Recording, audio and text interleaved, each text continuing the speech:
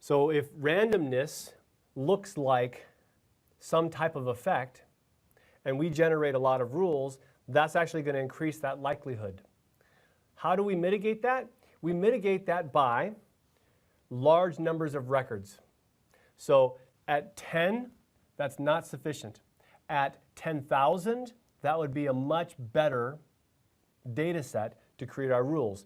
So to mitigate, more data or larger numbers, more records,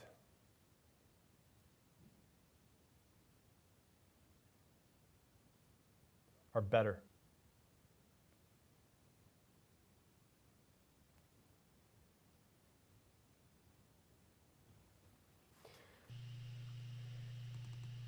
Next, I'm going to show a matrix-based plot from the subrules, and I'm going to make it interactive.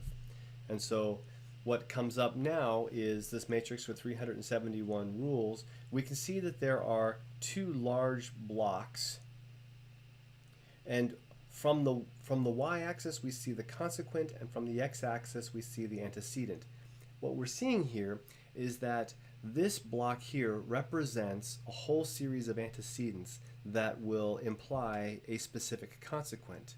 And up here is another smaller block of antecedents that implies a consequent. Is this idea of spurious relationships. This is where we have our hidden correlations. So what we think is where we see the presence of A, and when we see A, we also see B. So A infers B or implies B. It could be the same thing where B implies A.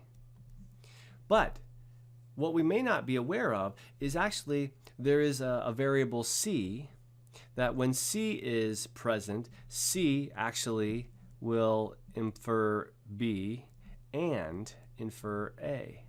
And so the relationship between A and B isn't actually what we thought it was. The reality is there is this hidden correlation. There is this relationship that seemed to be there, but we didn't know because of this other variable C.